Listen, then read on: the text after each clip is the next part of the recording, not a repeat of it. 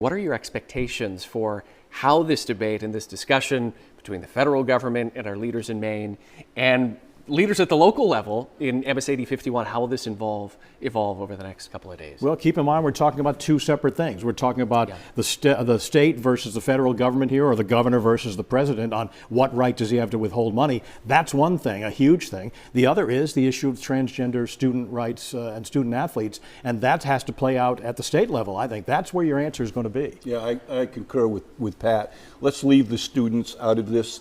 There's no reason for them to be the focus of this conversation. It's the policy matter, and that should be decided amongst legislators and the governor and the president. The president has his focus in a lot of different areas. Of course, you have attempts to reshape the federal government and slash spending. It has worked with Elon Musk.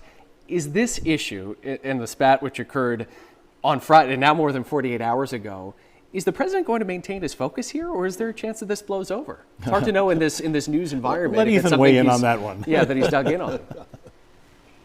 Look, I think he'll dig in, and I hope that the state of Maine really rallies behind our policy around protecting transgender students and rallies around Janet Mills.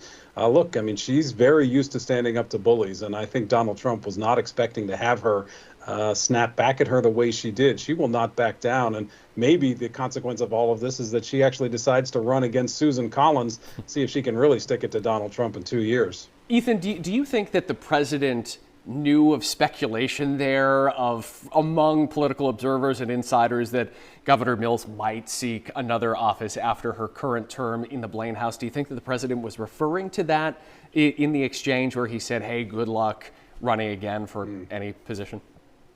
I don't. I mean, I think he didn't even know what gender she was 6 months ago when he was on a call during the campaign. So I don't think that he had any idea about that. I think he just sort of assumed she's going to run again, had no idea she was term limited. But I think he put his foot in it when he sort of threw out that final insult as he was stammering off the podium.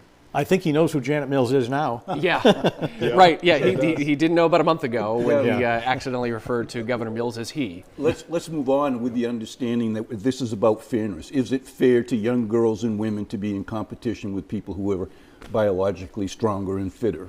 It's a conversation that we're discussing civilly here and respectfully, and hopefully that extends beyond. A reminder that In the Arena here on Sunday mornings, and your podcast released every Thursday, is the place to go for civil political discussion. So thank you so much to the three of you for joining us here live.